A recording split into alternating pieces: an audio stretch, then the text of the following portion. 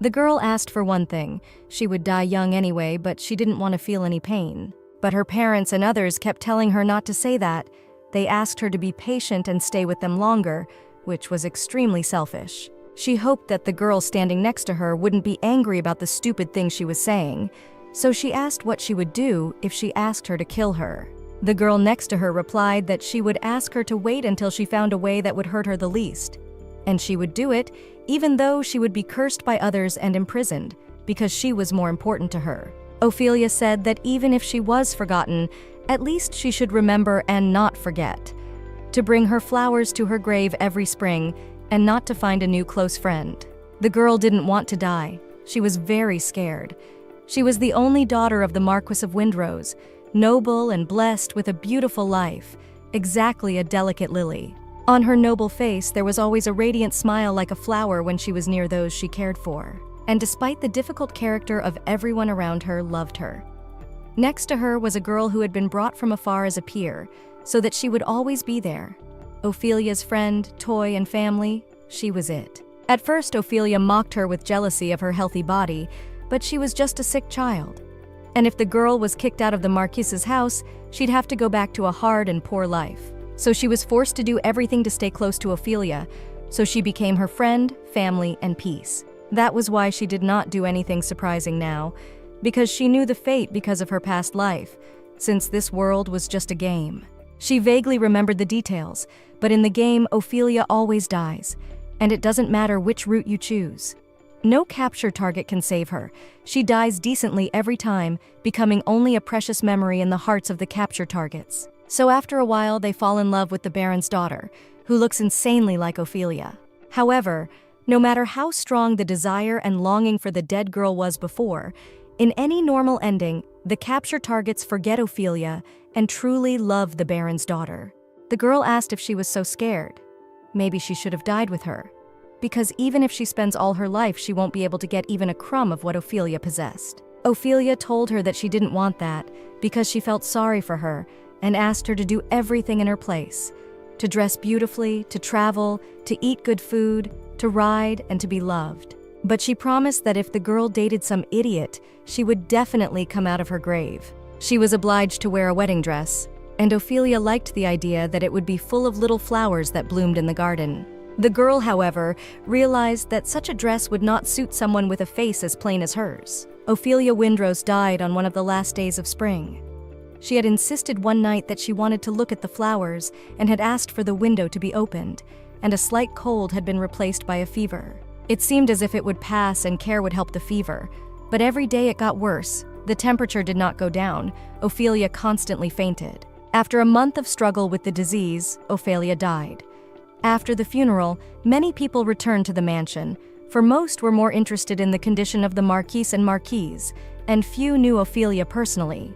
Mr. Edmund came up to her, saying that it seems God loved disgusting jokes because those who don't care if Ophelia is alive or dead continue to walk the earth. It was the eldest son of the Earl of Gloucester, the one who would get whatever he wanted no matter what, the vicious hyena who was dangerous to make his enemy. Amelia remembered that in the game, most of the bad endings in which the Baron's daughter was trapped involved him. Getting to know Ophelia brought out his greed and unbridled temper. He even had a room full of Ophelia's things. In the bad ending, you can learn some of the nuances of his Ruth and the history of the Earl of Gloucester's family, and with their help, you can understand why Edmund became like this. The girl, on the other hand, didn't remember that, but in any case, she wasn't concerned with his secrets, and there was no point in worrying about the ones that rattled her nerves every time they met. They were approached by a fellow named Cassio, who said that indeed the Lady Amelia standing before them was the one who knew Lady Ophelia best. He talked like a gentleman, but he actually had the worst personality because he thought of people as things. Amelia was sure that he was not stirring to help her, but just to tease Edmund. After all, he didn't like her either. Cassio asked why Edmund could not understand the true meaning of the lady's words, and he was ashamed to see how he pressed his feelings on the unfortunate lady. The girl, however, realized that it was impossible for him to just help her, for they loved Ophelia to the point of madness and could not tolerate it. The reason why she was not sad at the funeral was that she knew that Ophelia was destined to die and she was to take her place. She told the boys that this would not happen because she would never become a member of the Marquis Windrose family, as she had not seen much of the one who would take the position of heir. It was Laertes Hoff. Although he was the second son of the Hoff family, he had outstanding abilities and good character, and was a close relative of the Marquis of Windrose. If Ophelia were well, he would become her fiancé and later the Marquis's son-in-law, for he is the last third target of the capture, in love with Ophelia. She explained to the young men that the Marquis's wife would most likely insist on adopting Sir Laertes, for he was a promising knight with a fine pedigree and the right man to be the Marquis of Windrose's heir. They pretended not to know what she was talking about, but in truth, they were all quite clever, though they had often behaved foolishly since they had met Ophelia. Did they think that was how they would get her attention? Or were they just attracted by the idea of a tragic affair with a girl who was about to die, just as Ophelia had said? Since today was her funeral, she had to be polite. After all, Emilia had only come to the Marquis family because Ophelia needed a friend, but now she was dead. She said that the Marquis would have a lot of worries when the funeral was over. Therefore, she must leave.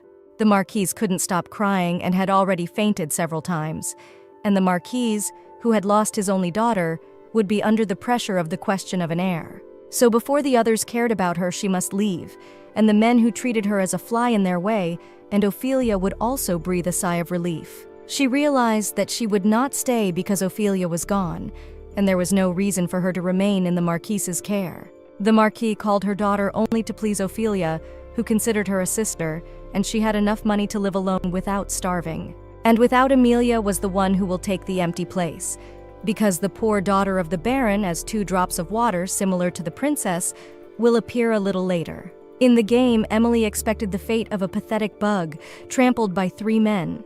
In any rut, it turns out that Emilia was jealous of the position and benefits of the still living Ophelia that was proven. But she did not take the path of envy or blind worship, but became her friend. When she was about to leave, one of the boys asked her if she liked Sir Laertes. The girl did not know what they were talking about, for he was to be Ophelia's fiancé and the Marquis's successor. Laertes was the only one of the 3 targets of the capture who was polite to Emilia. It did not matter if she had feelings for him or not. Because he liked Ophelia, her confession and attempts to attract attention could lead to unfortunate consequences. The girl had a dream. It was one of Sophia's memories of their walk where they sit together in the park discussing Cassio. After talking to those 2, she fell asleep as if she had fainted. The princess had always said she was lonely, so they slept together as sisters. Now, they would never sleep together again. Emilia didn't hate those 3 so much. After all, Ophelia only had her and she had Ophelia. It's not like they couldn't get even a fraction of her love. They wouldn't be able to forget her beauty, and the girl's death had affected them greatly. She went down to the dining room and met Sir Laer, who had come as quickly as he could. But as soon as he crossed the threshold, the Marquise fainted. But she could rely on him as if he were her own son. When she looked at Emilia, she would think of her dead daughter, and she might feel worse. She didn't know about the Baron's daughter, but she could never replace Ophelia. She was uncomfortable in his company, though she had been before her friend's death, but now it felt much more vivid. She realized she needed to leave the mansion before Laer became heir. He asked her how she felt, but she didn't know what he was talking about, whether he was asking if Emilia remembered Ophelia at the sight of the Marquis, and if she was in pain or something else. She could not say that she was fine, but she could not say that she was not fine. She did not feel that the world had collapsed, and there was no desire to immediately hang herself or die in any other way. After all, everyone who saw the suffering of the girl during her illness knew that the beautiful, fragile lady will not live long. Watching Ophelia every day, she always remembered that this terrible day would come. When it did come, reality was more bearable than her grim expectations. Ophelia was no longer in pain, no longer needing to pray that she would go to the next world without pain. The face of her precious friend that she had last seen was so beautiful and peaceful, as if she had just fallen asleep. Emilia didn't feel pain and didn't want to cry, only emptiness left in her, as if someone had made a hole in her chest on the left side, so that with every breath she felt the wind coming through her. She then went to her room where she was caught by a maid asking her what she was doing. Emilia replied that she was just tidying up, but that she was actually planning to run away. Ophelia had long ago given her some ribbons, one of which Amelia had now given to the maid. After all, she had kept the one that was her favorite color, and that way the three of them would be tied together. The maid couldn't look at her, because she didn't understand how she could smile like that, because even just looking at Amelia made her sad. Despite the fact that Amelia did not cry at the funeral, the maid still knew that she did not cry even if it was hard for her, because she had served them for many years. Amelia had asked sincerely, and it would have been better if Ophelia had agreed to let them die together. She told the Marquis that she was leaving, but the Marquise was in no condition to hear such news. She was sorry to part with the servants who had been kind to her, but leaving without telling anyone was the right thing to do now. When all her things were packed into the carriage, she climbed inside but suddenly froze. The guy waiting next to her asked if she was waiting for someone to say goodbye. Amelia didn't know what she was thinking, if she was waiting for someone to come and grab her and take her back to the manor, begging her to stay. But there was nothing there that belonged to her. Everything belonged to Ophelia, and no one would come after her. After a while, the girl was already working in a coffee shop. One day, a guy who was a visitor made her a job offer, but she was not interested in it. The boy did not understand why she refused, because in this way can make a lot of money. If you like the high-ranking gentleman, everything will work out. Even taking into account that she is not a bright beauty, her elegance is not inferior to the eye-catching appearance. He tried to explain to her that she could live not in a small room and run some coffee shop, but live richly, glasses full of champagne, sparkling chandeliers, dance with whomever you want. She worked in a shabby coffee shop on the outskirts of the capital, where even during the day does not penetrate the sunlight. At best, the guests are poor students and writers, as well as girls looking for a place to sit and talk with friends, because there are only 3 tables. It opens a little before lunch and closes before dark. Emily is the only employee. She didn't want to attract attention, so she told everyone that the owner of the coffee shop was a rich old lady, so it wasn't the first time she'd heard the offer to become someone's mistress. Jack, the 3rd son of a poor family who had difficulty buying food, came to her and ordered coffee, because he was trying too hard to help her find a better place. She asked him to stop bothering her with strange conversations, and the guy left saying that he would come back. The girl closed the coffee shop and went to the market. For 2 years now, she has been living like a normal townie. After she left the mansion that morning, she visited all the jewelry stores in the capital, and on the recommendations of the coachman, she went to his acquaintance, a jeweler. Asking the price of the jewelry she took with her, and went to the most conscientious store to sell. Amelia was very worried that they would lower the price because she was a young girl, but fortunately she was able to sell them for a good price. She put part of the money she received in the bank. With the other part, she bought a small building, the first floor of which turned out to be quite spacious, and the second floor was residential. She liked the fact that the house was moderately far from the city, and she could have a small vegetable garden. She could have bought a more luxurious house, but she wanted to live alone and not hire servants. When she was thinking about what to do on the first floor, she heard passers-by saying that it would be a good idea to open a coffee shop here. And although she ran the coffee shop only to have some fun and they had few guests, but she liked it. As a friend was driving a carriage down the street, a small child was in the way, and the coachman was not going to stop. So Amelia rushed to her in seconds and pulled her aside. After she accepted the gratitude, and from her mother she collected her food back into the basket, Laertes suddenly came out of the wagon, and she was very surprised by his presence. The girl came out of the wagon, saying that it was all her fault, for she did not want to cause any inconvenience, so she had rented a public wagon in which they were in too much of a hurry, and if it had not been for Amelia, the child would have been badly hurt. The moment they met eyes, Amelia realized that it was that girl, the protagonist of the game Elodie Dainta. She remembered her conversation with the Marquis before leaving, to whom she informed that she planned to leave quietly so as not to disturb anyone. To which the man replied that if she changed her mind, she could tell him at any time. After all, this mansion is where she and Ophelia grew up together for 10 years, and no one would tell her to leave. But the Marquis bought her from her parents, and she did her best. Their relationship is a bargain, and she has a drop of the same blood as the Marquis. She's not their daughter, and she can't be. But even sometimes empty words can make the heart grow fonder. She can't become Ophelia, There is no one in the world who can replace her.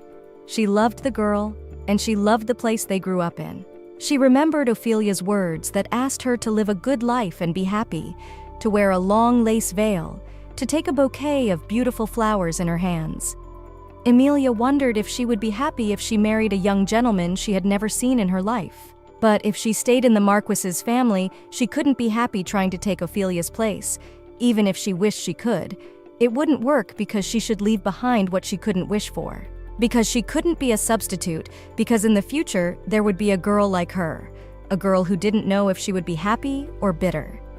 She thanked Emilia for her help, but since she didn't have anything with her, she wanted to thank her and wondered how they could get in touch. But Emilia said she would not accept the reward, for she did not want to go to any trouble.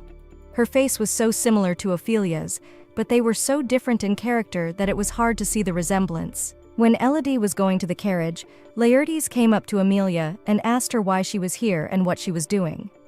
She replied that she was a free man and could do whatever she wished, and told Laertes to go back, for he was being rude to the lady he was escorting. His dark eyes, which had always been calm now like the deep sea, bore a trace of uneasiness.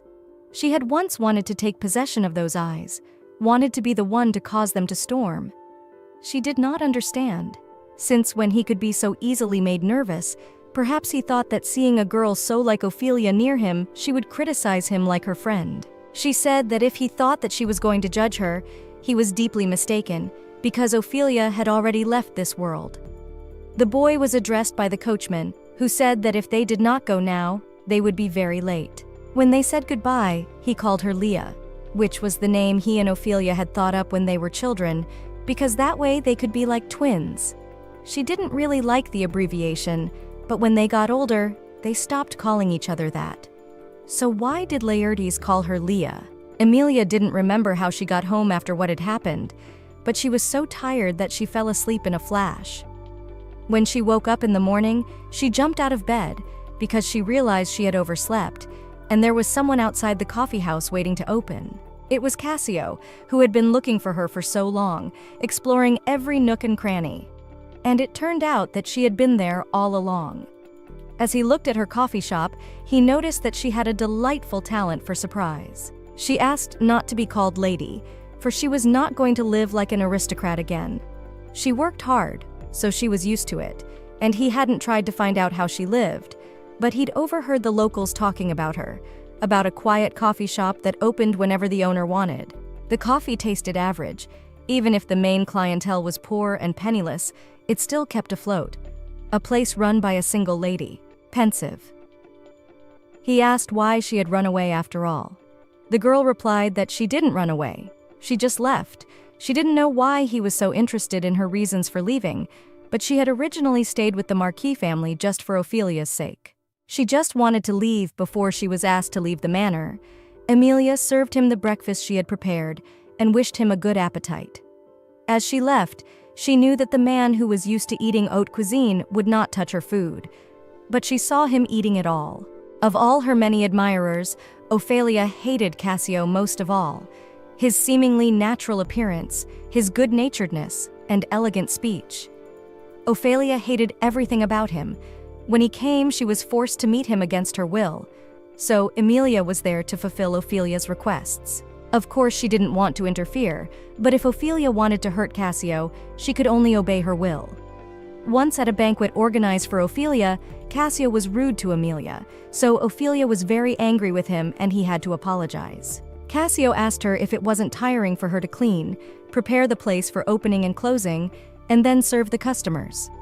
She replied that since she was 8 years old, she had taken care of the most disgusting girl in the world, so it was no longer tedious. She waited to see if he'd tell her how she could talk like that about Ophelia. After all, she'd had plenty of opportunities to see how beautiful she was, or something like that. Guy remembered that she was soon to be of age, and the official events for debutantes would begin in May, and now it was early March. And it was worth starting the preparations. In society, debut is an indicator of a family's wealth. Mostly debutantes are between 18 and 22 years old, depending on personal circumstances. Debut is not only about coming to the ball in a beautiful dress, because it is necessary to prepare the house in which the debutante and her entourage will stay, to find a suitable mentor able to help the girl understand the peculiarities of social life. And still the hardest part remained, finding a date, a partner who accompanies the debutante throughout the evening and is the first to dance with her. The tradition of a cavalier for a debutante originates from the chivalric oath of a lady. The cavalier must have a status not lower than that of a debutante, and often the cavalier is the first on the list of candidates for marriage. So she was very surprised that Cassio offered himself as her beau. She had no intention of making her debut, to which he replied that she should not worry because he would make all the arrangements. She knew about the wealth and skills of his family, but was forced to refuse because she is satisfied with her current life. The boy asked if she wanted to continue working in the coffee house, as he had heard rumors that she had shown mercy even to beggars. Wouldn't it have been easier to volunteer? And why she used a pseudonym instead of her real name? The boy was a little angry, but that was Amelia's whole point. He still didn't understand why she'd run away without telling anyone, and if she'd known what it was like for the Marquise. But she still didn't understand why Cassio had decided to take up the question of her debut. Wasn't he the one who mocked her the most? And her bond with the Marquis was too fragile and ephemeral. After all, she was just the daughter of a viscount who didn't even have lands. The fellow said that even if she didn't like the idea of a debut, she should, and if she joined the social season this year, he wouldn't bother her anymore. Amelia, on the other hand, had no intentions of living as a girl from a higher family, so she didn't see the point of debuting and had already seen what people would say about it. Cassio informed her that Ophelia had left him a letter where she wrote about the girl's debut. If Amelia would make him her beau, he would give her the letter after the season was over. The guy noticed that the girl didn't react in any way when he promised her a boon and other words, but as soon as he mentioned Ophelia, she instantly came to life. Amelia didn't know whether to believe him, since Ophelia hated him so much. But was there any other reason for him to make such a generous offer to a girl he considered a speck in his eye? For if it was only to make her debut, there were other ways. Amelia said that if he confirmed the existence of the letter, she would do as he asked. Someone other than him must swear to witness their agreement, and she said he should swear on her name. She didn't choose Edmund because she likes him, because in the play he was madly obsessed with Ophelia. He forced the Baron's daughter to change her name to Ophelia, and after the Marquis's family adopts her, marries the unhappy girl. After which he locked the Baron's daughter in a room in which he collected Ophelia's things, and believed that Ophelia did not die, but her soul moved into the body of the Baron's daughter. Cassio also kept the heroine's life quiet, but treated the Baron's daughter as a substitute rather than going mad. When Cassio asked her why she chose Edmund, the girl replied that it was the most suitable candidate in such a situation. But the boy didn't expect that, because in his opinion she hated Mr. Edmunds, and what she was going to do if they united and didn't give her the letter. The boy noticed that she knew them very well, and it was quite a long time since he had felt that anyone had spoken to him as an equal. The girl asked if he had been taking any strange medicines lately, for she thought he was not well and should call a doctor. He laughed and said that he could in any case confirm the existence of the letter, for she could not show it to Edmund. In return, if Amelia made her debut in May, he would send her a letter on the last day of the season. He then secured his words by swearing on Ophelia's name, and though he looked at other people as things, he considered her special and could not lie using her name. Cassio asked if she realized that it was the end of March and they were late with the preparations. Naturally, she would have to stay at another house, and Amelia might not even try to resist if she didn't want to break her promise to Ophelia. She asked for a day because if the cafe had to close for a while, she wanted to inform the regulars about it, because she was going to come back as this place was her home. But in fact, when she closed her eyes, she remembered her room with Ophelia's, the garden in which they walked every day, and even the fountain into which they pushed guests. But now the Marquis estate was just a memory, and she wished that the rumors that the commoner Emily was actually Ophelia's friend had not spread. But Cassio told her not to even worry about it. After all, if he let the lady who was about to make her debut holding his hand be gossiped about, he would dishonor his family. He had heard about her coffee shop when he heard that there had been an unpleasant incident with a carriage not far away. People said that the perpetrators of the incident had only said a few words and left, later deciding to find out more about the situation he heard a young girl mentioned who was described as being very similar to Amelia. Since such coincidences never happened, he decided that he should investigate the incident thoroughly, for Sir Laertes was the kind of man who, though busy, would not leave the scene of an accident without a good reason. He explained that he had been looking for her himself because of the letter, but until yesterday, he hadn't been able to find any clues to why his pride had been hurt. The girl didn't even try to hide because she didn't think they would be looking for her. But he told no one else where he had found her, for if she had left no means of finding her even to the Marquis, he could not tell everyone about the place. She wished to conceal from Sir Laertes that she was going to make her debut, for she had left the estate and had nothing more to do with the Marquis's family. And since Sir Laertes would be accompanied by a beautiful woman who would suit him, she saw no need to tell him about herself. After all, who he was going to go on with did not really concern her anymore. She thought that Cassio had misunderstood some things. He should not think that her feelings were weakness. She did not care about Sir Laertes because he was not Ophelia. Thanks to Cassio, she would be making her debut, though she didn't want to. And it was rude to talk about another man's partner behind his back. Or he wanted her to sob and wring her hands in front of him, to waver with jealousy and cling to phantom hope. The guy, on the other hand, listening to her, apologized and said that he looked too down on the depth of the lady's feelings. He kissed her hand, and the girl didn't understand what was going on. She was very surprised because she had never received such signs of attention, especially from such handsome men as Mr. Cassio. The guy said he would ask her permission next time. He would be careful that the fragile heart of his precious partner did not jump out of his chest from surprise, and soon promised to come to pick her up. Cassio didn't wait all day.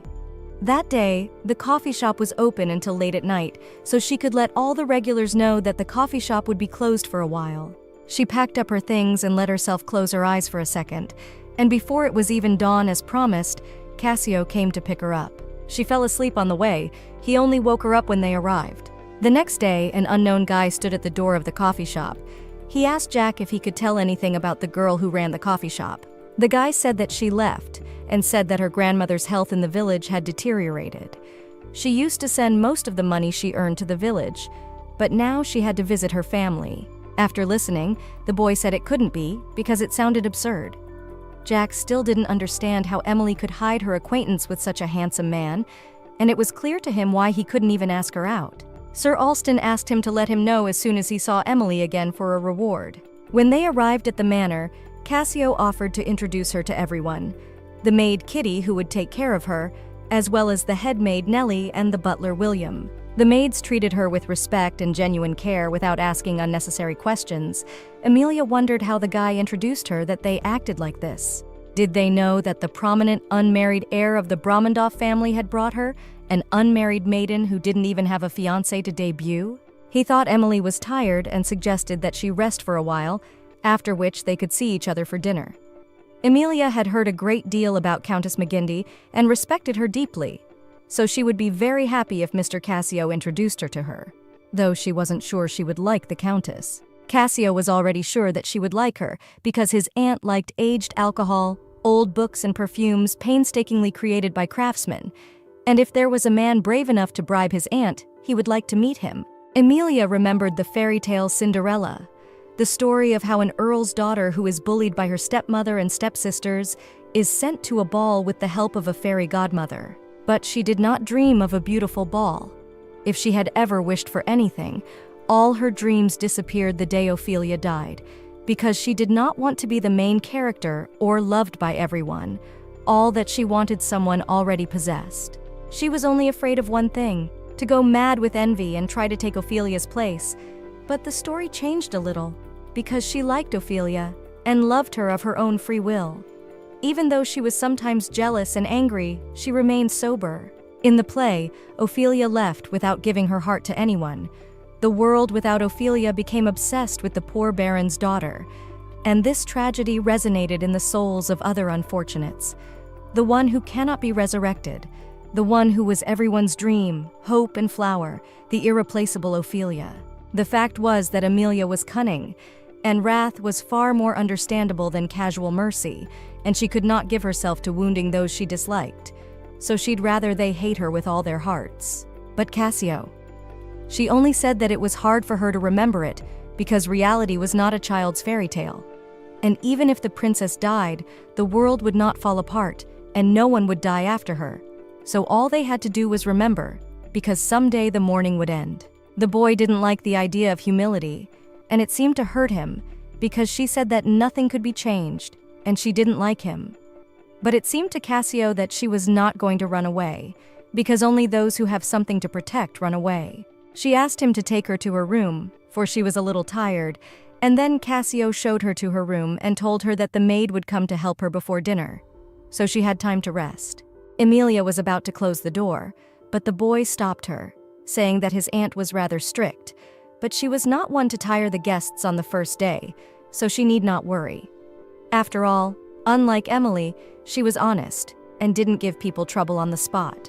Then she closed the door and was alone with herself in the spacious and well-furnished room where she would live for the next 6 months. She didn't even have the strength to stand up, but she held herself well in front of Cassio, acting like she had no weaknesses. That's what living like an aristocrat meant. And the peace of mind she'd chosen was meaningless. It couldn't compare to the value of the slightest reminder of Ophelia. A couple of days before her death, Ophelia called Cassio to her, who noticed that the girl who always accompanied her like a shadow was not with her today. She had a request, and Cassio was ready to fulfill her every wish. She could only ask him. It seemed to Cassio that Ophelia looked at everything in the world with contempt and wanted to say that she knew that there was not a shred of sincerity in the guy and acted like a normal person only in one case. It was then that Cassio asked, did Ophelia finally realize how useless Emilia was? But the girl closed his mouth by saying that if she had not met him in secret from her, she would have thrown him into the fountain long ago because she despised him, and not only him but everyone else. And whether she lived or died, she did not want them to come near her. Their conversation today had to be kept secret, for the most important secrets are revealed only at the end, and she asked him to listen carefully to what she wanted to ask him. She spoke a great many silly and incoherent words that day, but she looked as solemn as a prophet who was sure that after the typhoon, new sprouts would sprout in the distant future. In the evening, the dinner with the Countess was like a quiet night after a storm.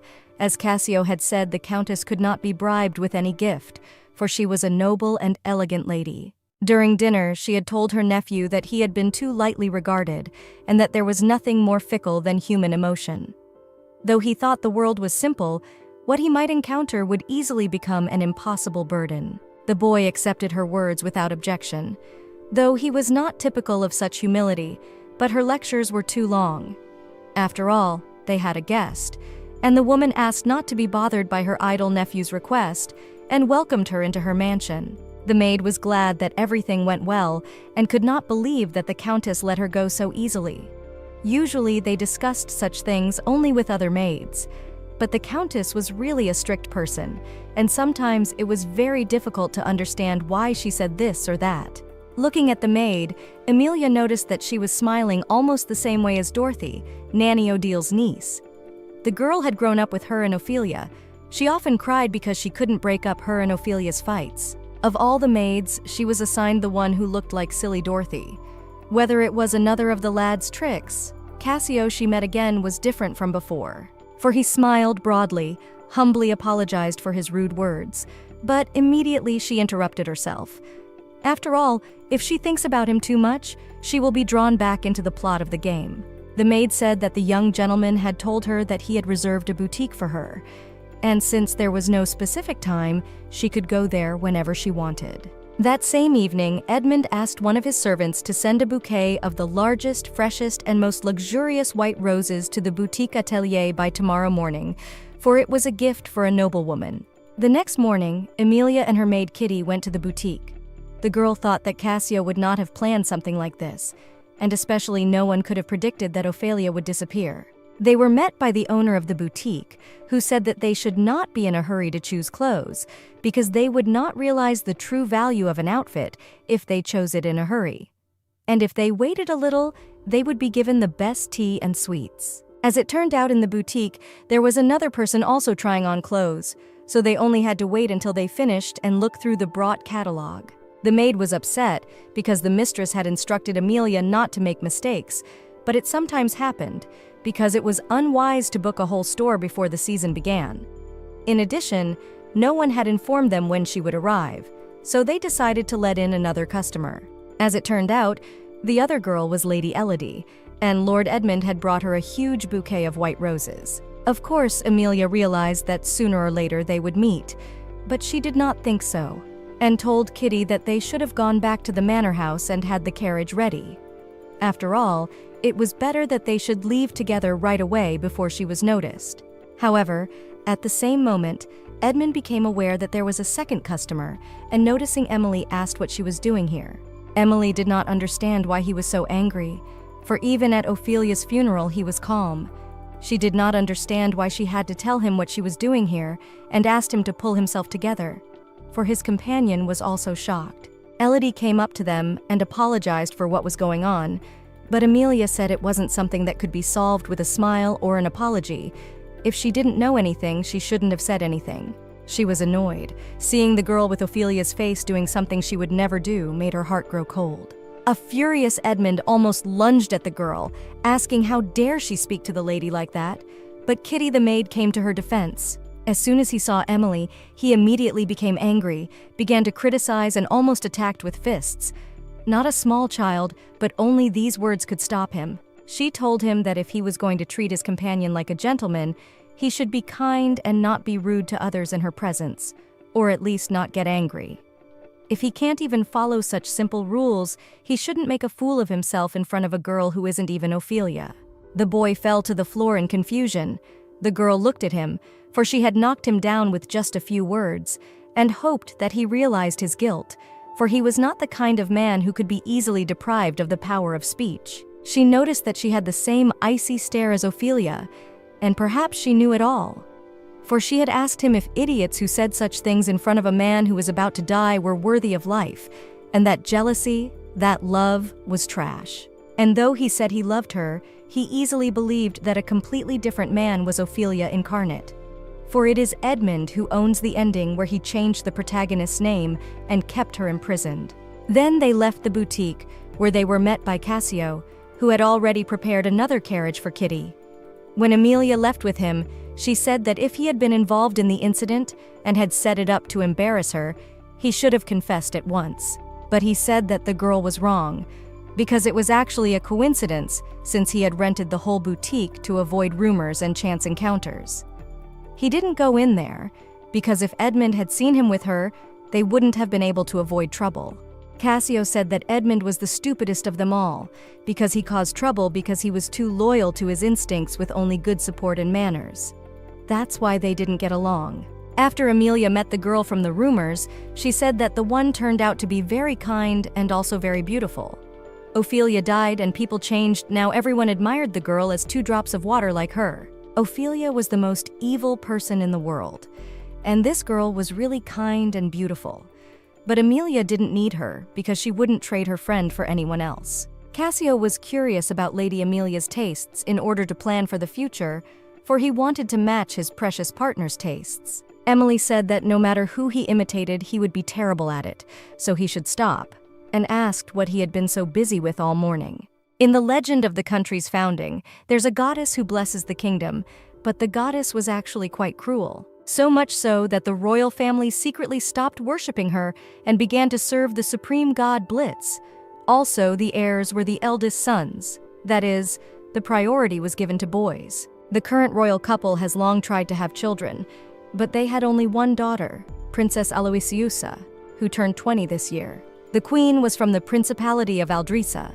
Therefore, she has rather little power, because of which the king's brother, the Archduke of France, sought to get the throne. If circumstances arose, the law of succession said an exception could be made, so the queen raised her daughter harshly. But 8 years ago, a miracle happened. The queen gave birth to Prince Alexis, thus solving all the problems with the heir as everyone thought. However, the prince is still young, and the princess is rumored to be unsuitable, so the duke still has not given up the throne. And the king's health has been getting worse and worse since that day 5 years ago, and this social season will be the epicenter of the storm. Cassio realized that even after his aunt had retired, she still cared about the situation in the palace, and next to her, he always felt like he was too much of an ignoramus. The woman said that words were enough because he couldn't even choose a normal partner. And if he wanted to, he could become a beau of the princess. The guy asked if she meant the coward hiding in the palace of Her Majesty the Queen. Cassio also heard that Marquis Windrose's wife was going to go out again this year, and wondered if Marquis was going to give up the neutrality he was desperately clinging to under the pretext of his daughter's death, and whether Auntie could understand the feelings of parents who had lost their child. She knew that Cassio liked the Marquis's daughter, but he was not the only one who liked her.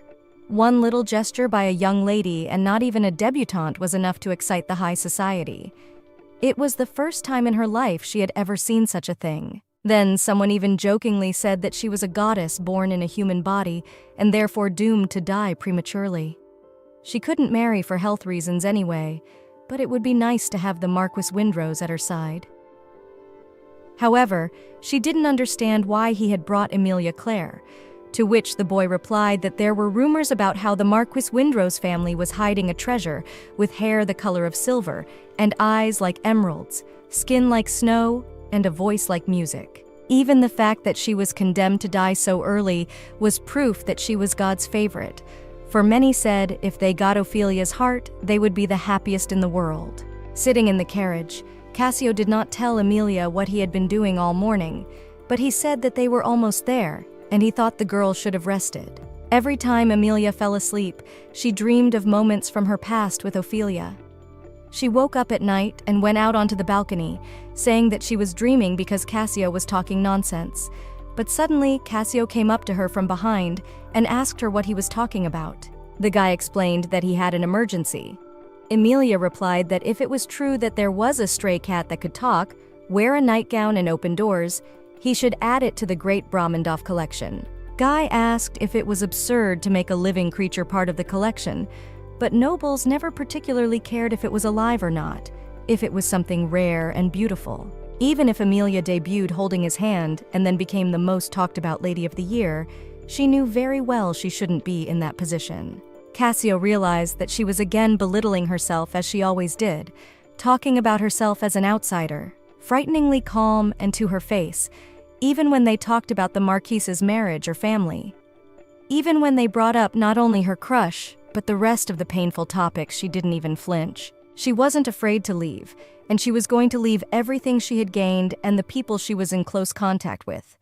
Her gaze was cold and disgusted, as if to say that she was fine and didn't expect anything from them. She felt that this was not her place, for her real power was not in small talk, and Cassio would turn her from a beautiful lady into an unscrupulous monster with one word. She even sold her dead friend's name when she turned to him for help, and like a perfect gentleman, he tried to keep it a secret out of respect for the lady, but the information leaked out.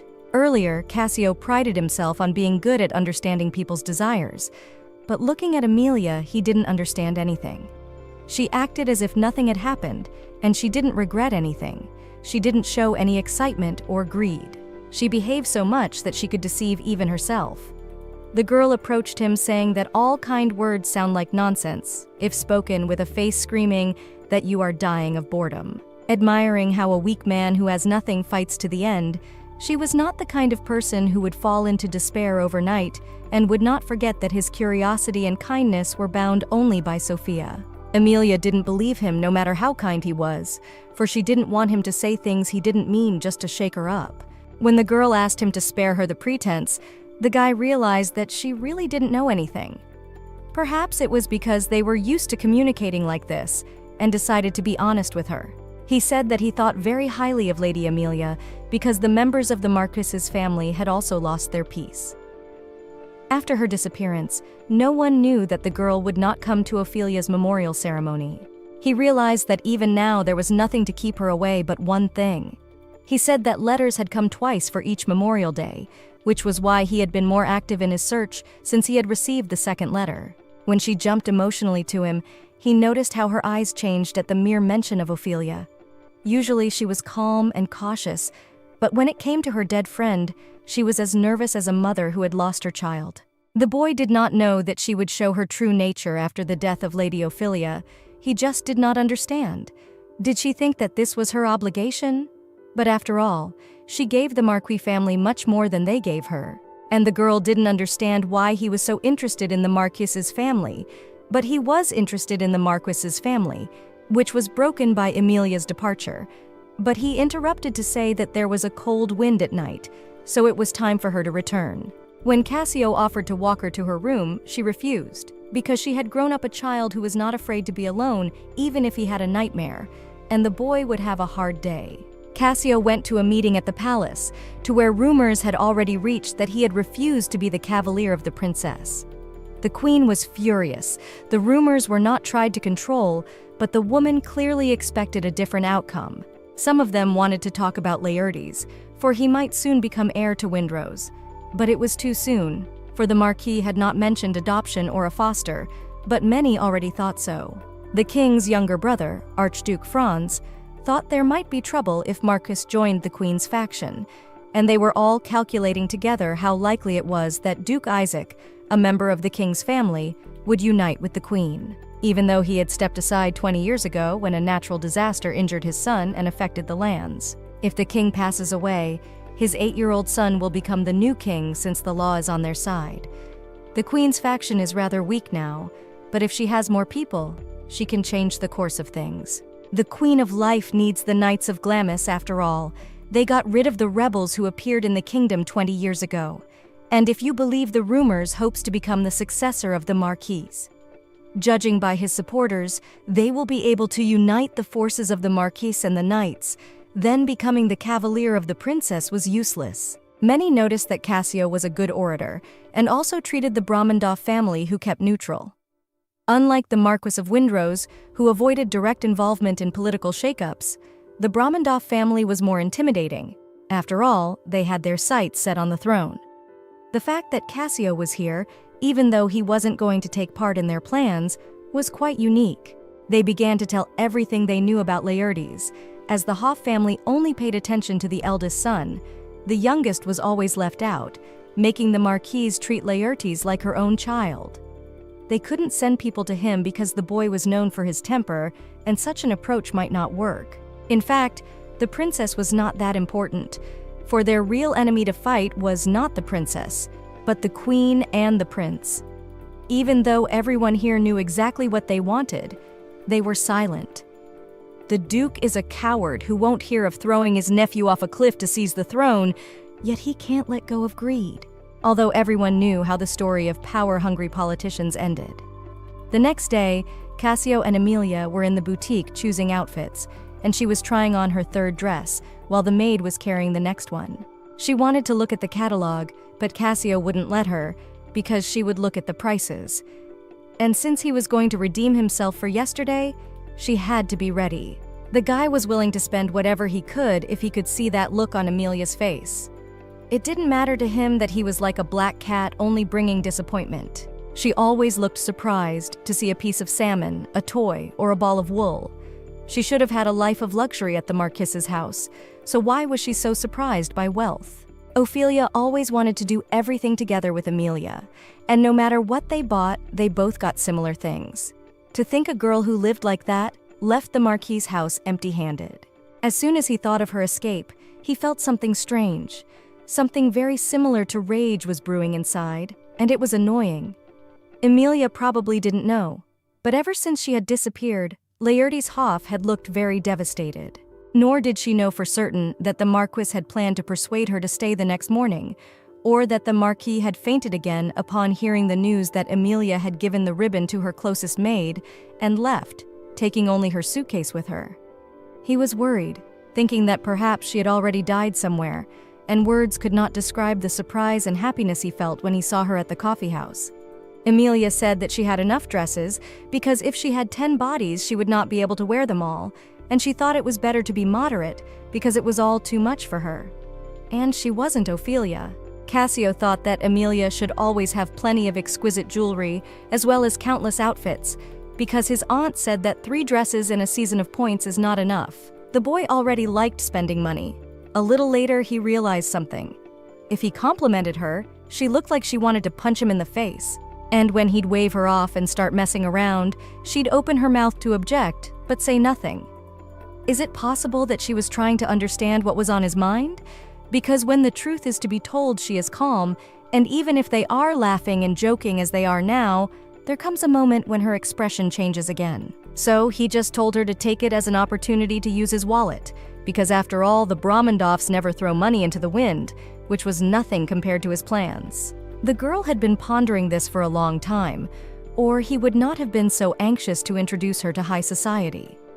She wondered why he even wanted to invest money in making her a worthy companion. She didn't know the exact reason, but when she thought of Sir Gloucester, whom she had met in the check room, she realized that she would be an eyesore to some people just by entering the hall and holding his hand. She didn't know if it was due to the pain of loss or just an outburst of emotion, to which the boy said it would be easier for her to consider if he said he was just benefiting from it, and she was the only person allowed to talk like that to Cassio himself. The girl was trying to put these deceptive thoughts into her head. That was the thing about people. When there was no temptation, no greed, they would be attracted to something. It didn't matter if it was gambling or alcohol or any other addiction, because the price for any choice was too high. If people couldn't take responsibility for it themselves, then it wasn't worth dumping it on others. She thought that Cassio would just laugh at her and say, "Emilia, who do you think you are?" But she just wanted to prove to him that even in another life, they wouldn't have been a good match. She didn't understand how Cassio could compare the others to Ophelia, even though she was still in her right mind and sober mind. But she didn't understand why he was flirting with her if he was really chasing after Ophelia. Of course, she might be wrong in saying that no one could compare to her, but Emilia was nothing compared to her, and she was still not that reckless. The boy didn't understand why she thought that about herself, so he asked her if she had any self-esteem, to which she replied that she had excellent self-esteem, which was why she was pulling Ophelia's hair. Cassio was overcome by a strange feeling. In the past, he would not have paid any attention to her, because Ophelia's existence lit up everything around her, so Emilia was always around her like a shadow. The girl remembered that sometimes Ophelia said that Emilia was prettier than her, and after that she was not angry at the flattery at all. After all, the princess was comparable to a vixen or a little girl who knew that she was the most beautiful in the world. Cassio thought he was used to it by now, but such a familiar image when Emilia was in it looked completely different. But he did not understand how she took it all. The girl told how once Ophelia burned the insides of a poisonous toad and put them in a goblet, and Emilia said she would drink from it, although she was incredibly angry. But after all of this, Ophelia begged her not to drink it, which was kind of nice. And seeing this, she could understand people who were crazy about her. Though it wasn't the kind of thing that would normally be nice, but Cassio would drink it too, if it was from Ophelia. The girl thought that his feelings for Ophelia had already cooled a bit, but the boy denied it, because his feelings had not changed a jot, and he should not jump to conclusions, despite the fact that they said that men were as fickle as the wind. The girl wondered if there was anyone who did not like Ophelia. Emilia was someone who was considered just an accessory, although she tried to get a place next to her. The princess is sweet and kind, and the moment the countess met Elodie, she wept when she saw her so much like her deceased daughter. Compared to Ophelia, who was always sickly and capricious, Elodie was more suited to high society, and he did not understand how Emilia could be so calm. Hope was really something that was not like Ophelia, hating with all her heart what she did not like, and passionately loving what Ophelia liked. In her short life, she had refused, and hated being forced to do something she didn't like. But still, she met with one of the people she hated the most, and asked for a favor. She was like an unreachable snowy mountain, or a distant icy sea, cold and sullen like a snowy forest. Ophelia Windrose was the only shining diamond in the world. It was incomprehensible what attachment breaks diamonds apart, in the hope that they will shine being a pile of sand. And who could make a shining person break and want to disappear? Ophelia had always been a child receiving only love, and no matter what power fame and power offered, she was impossible to trade even for treasure or a comfortable life. Cassio thought he knew her well, that human emotions were so simple and predictable. Yet there was something as deep and heavy as affection between girls, which was why he was jealous. After a time, Emilia was chatting with the Marquise, Cassio's aunt. They were discussing that if she made her debut under the arm of her nephew, the most unpleasant thing would be the reckless speculations and rumors in society that would arise as a result. They would be that Emilia's origin was unknown, and that the problem could not be avoided, and if she was not presented as a bride, the noise would only be greater. The girl thought she was not worthy of the place, though the name of their family was advantageous to her. But if she looked at the social status to marry, she would initially stay in the family of Marquis and take his surname. Emilia also understood how important it was to take into account her opinion, because if the Marquise thought it was a disgrace, she had to take into account the shrewdness of Mr. Cassio, who was more inventive than anyone she knew, and did so because he was sure that the profit would exceed all his investments. Auntie observed that Emilia knew her nephew very well, and if she knew him well only because she saw him so often, there was nothing left that Lady Citrine, who followed him to every banquet, did not know. Emilia, because she had seen everything in the game, would never believe that Cassio was telling the truth, for he did not really love anyone and was obsessed only with Ophelia, so he treated the player as a toy without showing affection. She had heard of this lady, for at the moment the only way to raise a woman's status in society was to marry, and even if there were glimmers of love between the partners, it was still a sham marriage. Emilia had no confidence that she could be as good a hostess as the Countess, nor did she have parents to support her. But she knew that Mr. Cassio's standards were higher than anyone else in the world. Auntie, however, had noticed that a man of her character was hard to find even for money, and the dead lady had been very fortunate. For she realized that Miss Emilia was different from what people who did not know her said, and since she was closest to such a person as Ophelia, the dead lady also had an eye for such things. It was the first time she had heard such words, and she wondered if she could be a blessing to Ophelia, not just as half a mirror reflecting the light that came from her. If she was appreciated, she could follow her. At the same time, a bad ending was reached where a girl similar to Ophelia was locked up by Lord Edmonds and begged for help, for she could not take it anymore. As the social season approached, gentlemen whose thoughts occupy the lady was beginning to take effect, it was true that one had to work hard from the very morning to secure a cavalier's place for a lady. Cassio, on the other hand, met with Lord Edmund, telling the lad to give up the scheme of becoming Lady Elodie's cavalier. He told him so, though Cassio was not actively trying to take the position, so he easily refused. Lord Edmund was already aware of everything, so he asked the boy to stop pretending, because the girl even lived in his residence, and she could not be just a candidate. However, who Cassio was going to accompany him did not concern him. After all, they were not so close to even be interested in each other's affairs. Cassio did not understand why this was a problem. Perhaps Edmund thought he wanted to try to get both Emily and Elodie at once. After all, in Edmund's opinion, no matter who said what, Elodie was so precious because she was Ophelia. He was just another fool who mistakenly believed that all that glitters is gold, and he was so afraid of losing her as if Ophelia had ever belonged to him in the first place. But Cassio resolved the misunderstanding by saying that first, ladies choose their own suitors. It wasn't something they had the right to influence, they just had to take care of themselves and wait for the lady herself to honor them with the honor of being her escort.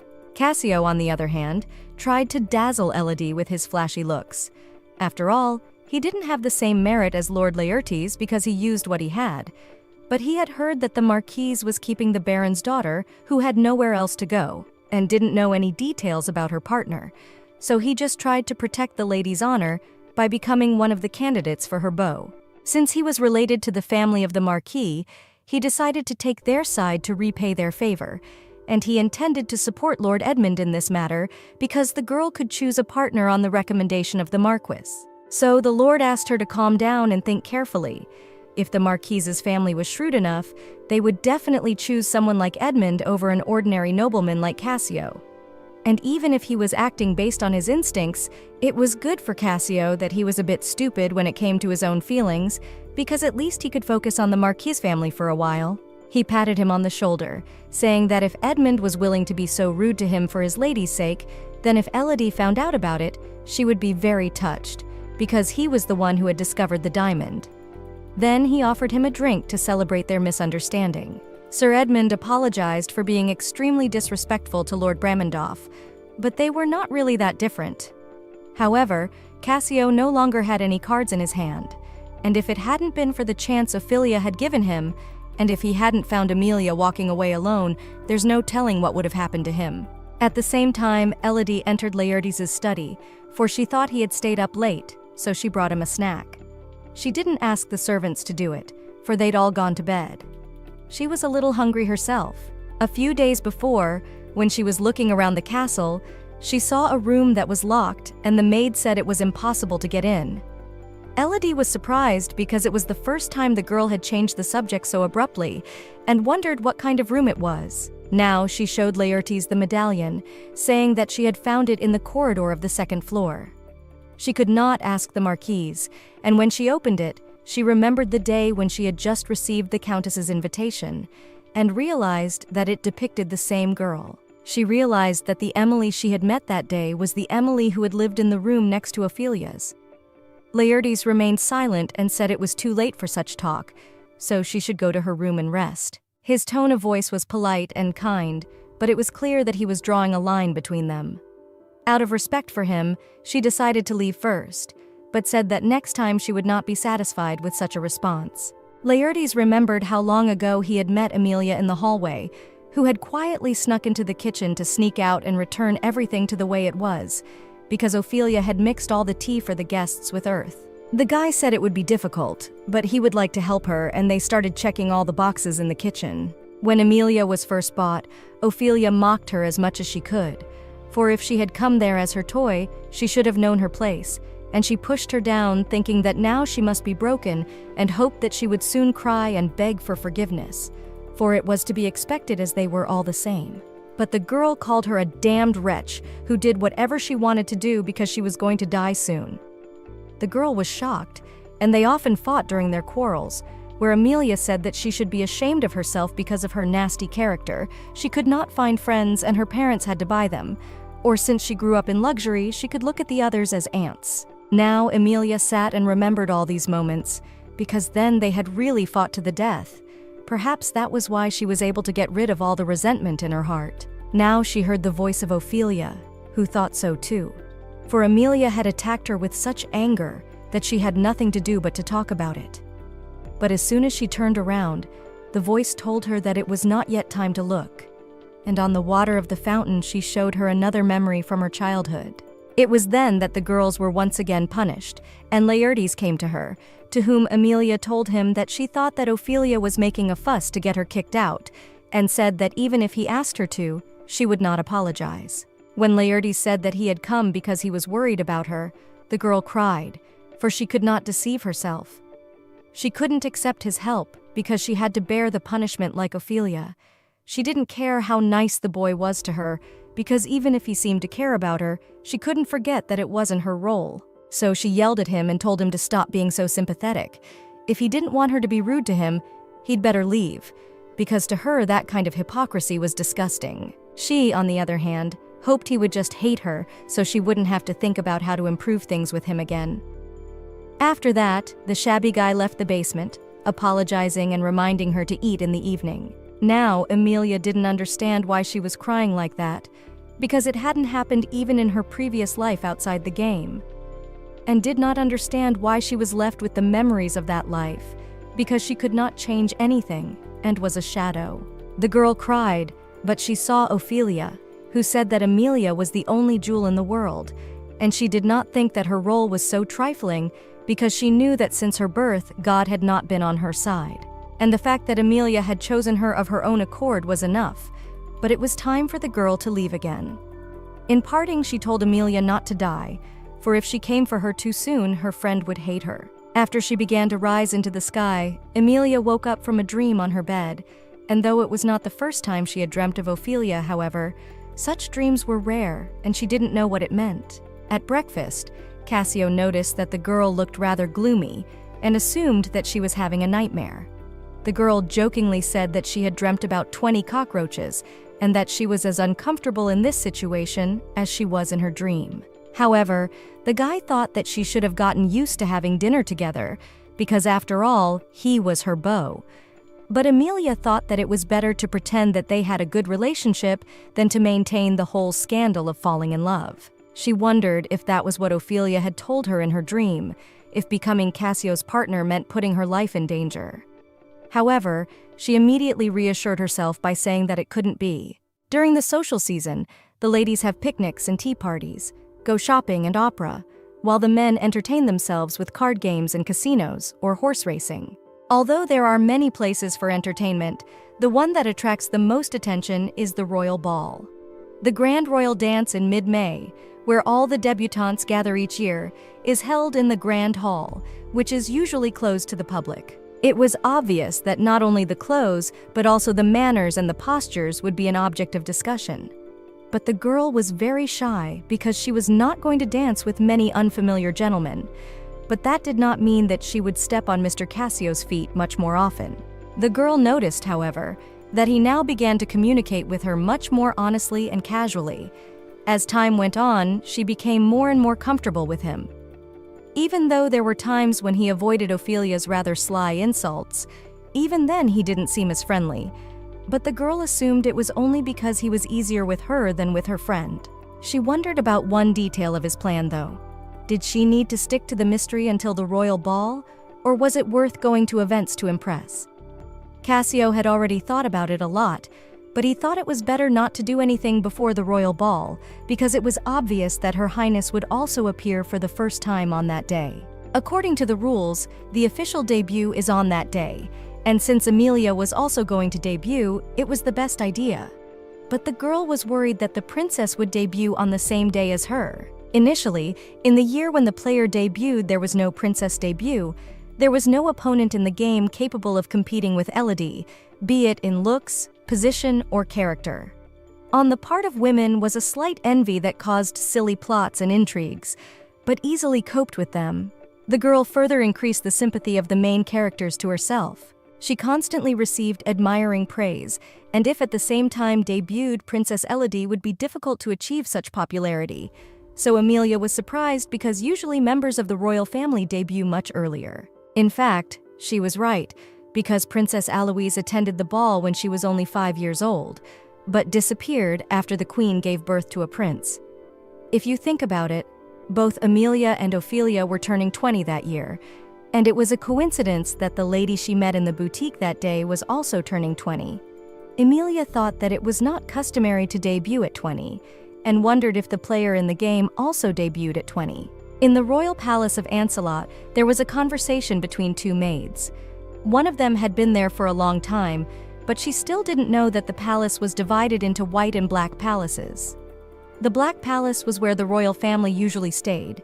In particular, the Grakender's palace was where the princess was educated as an usher. But since it was now empty, there was no need to go there. The maid was surprised because she definitely thought that there was someone there. At the same time, the queen was talking to the woman, for even after she had done what she had been told, His Majesty still had not woken up. The king was in a coma, and she didn't understand why he deserved it. The woman told her that even if they knew about the curse, they had offended the goddess, and devoted their lives to obtaining an heir, they should be satisfied with what they deserved. The queen, however, said that Alexis was still too young, and regardless of His Majesty's price, should have woken up. To which the woman replied that no more rites would have any effect, for it had been confirmed 20 years ago that the artifact was cracked. In Her Majesty's homeland, the place of the heir to the throne went to her younger brother. Only because she was a woman, she was almost banished from her homeland. So she decided to marry in this state and thought that fate had given her a second chance. But she had been married for 10 years and still had no children. It was explained to her that there were always problems with conception in the royal family, so she shouldn't take it too seriously.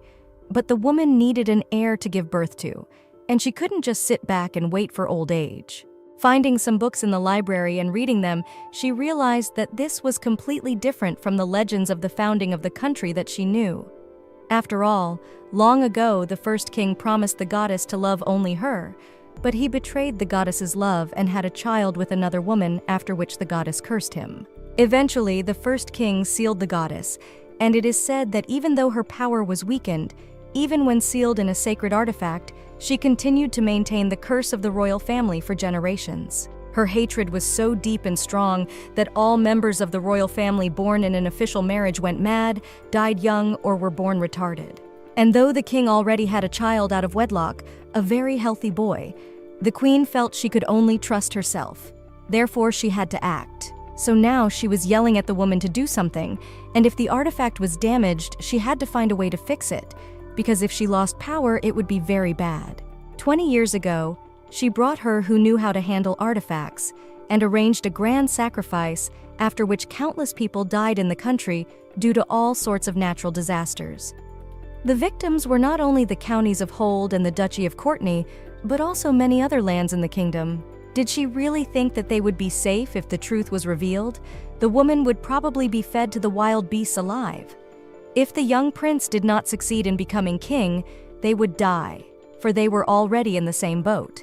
There were unbelievers who said they were atheists. If the woman could not find a solution, the queen would take her nephew away, after which the woman thoughtfully said that she was not sure, but she could try something. Until now, the royal family secretly held ancestral rituals to get an heir. It was said that every time the ritual was held, the sealed goddess became easier to express her power on earth, and her wrath was causing great harm to the country. And it was believed that every time she was angry, a child was born who was a copy of the goddess. Born with a shard of her power, he is in many ways superior to ordinary people. If you find such a person and sacrifice him, you can use the power of the god again. However, no one knew whether the power would be granted by blessing or curse. The queen thought she was talking about the daughter of Marquis Windrose, but she was already dead, although she was beautiful as a goddess. But she was the kind of person who despises people, and there was no one in the country who did not know about the rumors that Lady Windrose was an exceptional person. But as it turned out, she wasn't the only one. And the disaster that followed the ritual 20 years ago was too great. She hadn't understood why, but now she seemed to understand, and handed her a paper with a picture of a girl the same age as the Marquis's daughter and one that looked exactly like her, so if she could be sacrificed, it might be possible to perform the ritual again. That same evening at the dinner party, Lady Elodie was chatting with the other girls, some of whom noticed that she had an unhealthy complexion, but as it turned out, she had just had a nightmare the previous night and had not slept well. The girls asked her to tell them what she had dreamt about. She remembered how in her dream she fell into a huge tunnel, where there were many huge dogs that were throwing themselves at her and trying to bite her. A dream in which she died a horrible death and was killed by a monster.